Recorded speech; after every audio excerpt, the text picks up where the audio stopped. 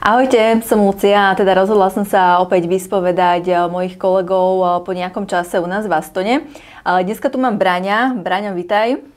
Ahoj, ahojte. A teda aj na Braňa mám nachystaných zo pár otázok a moja taká prvá klasická otázka je, že ako dlho si u nás v Astone?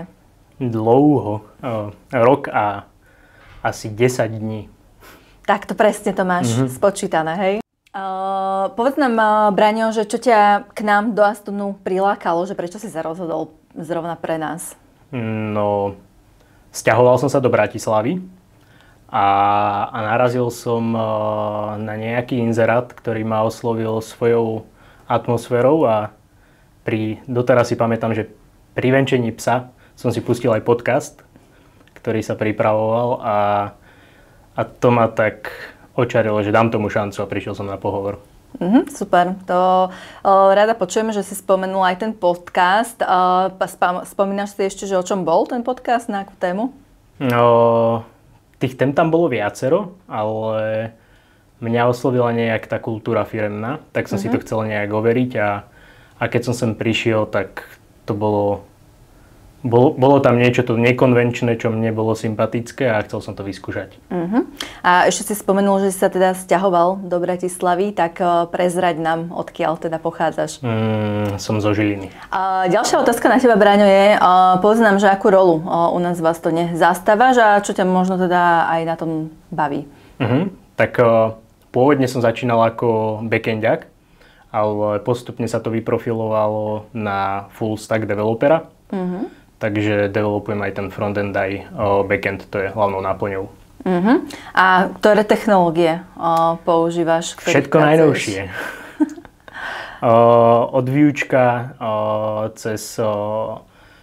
ohmatal som si tu aj Spring, Micronaut, Java.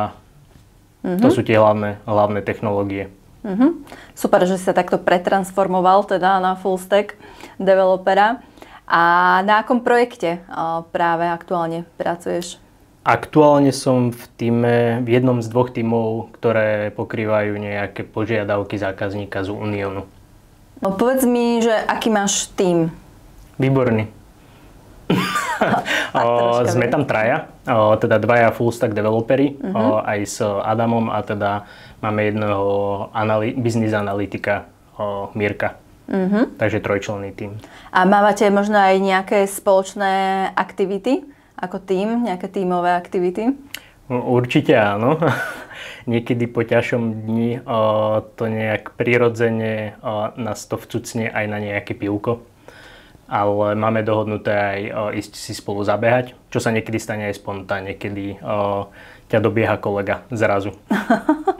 A počula som, že si kolegov vyťahol nedávno na turistiku. Áno, ale boli to kolegovia mimo tímu, ale čiže je tu aj nejaká komunikácia, nie je to uzavretá skupina, že tím funguje len spolu, ale vzniknú aj takéto spontánne akcie s ľuďmi cross tímami. Super. A máš niečo, keď si prišiel do Astonu, že si musel na niečo u nás zvykať? Určite áno.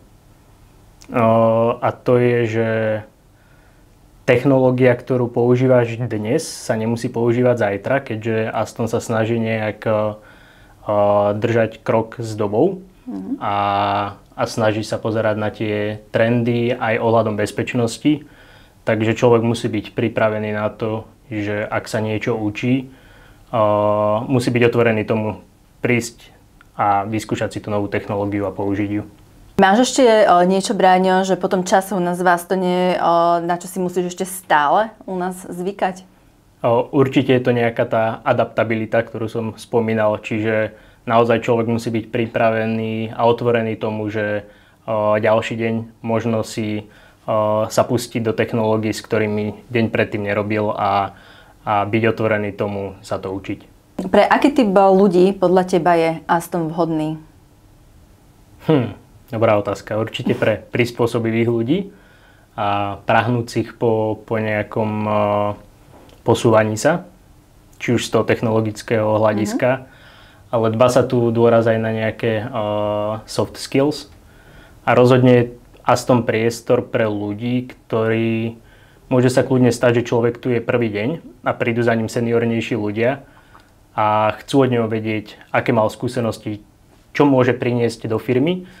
A Aston je určite firma pre ľudí, ktorí chcú sa podieľať na nejakom tom raste firmy. A poslednú otázku mám na Braňa, že čo by si možno teda odkázal takto na záver našim sledovateľom? Čo by som odkázal je, že pre mňa najzaujímavejšie je, že Aston je stále otvorený nejakým novým mozgom. A čo je super je, že máme tu aj veľmi veľa dievčat, čo som si v iných firmách, kde som predtým pôsobil, nezažil. Takže si myslím, že je tu také zdravé prostredie a nemusia sa báť. A ak si človek, ktorý si chceš vyskúšať rôzne technológie, furt sa posúvať a nielen v jednom smere, tak myslím si, že stojí za to sem prísť a dať tomu šancu a možno, že stať sa jedným z Astoniakov. Super. Na dneska by to bolo všetko. Ja veľmi pekne Braňovi ďakujem, že si našiel čas. Bol to príjemný rozhovor a verím, že video sa vám páčilo. Ahojte.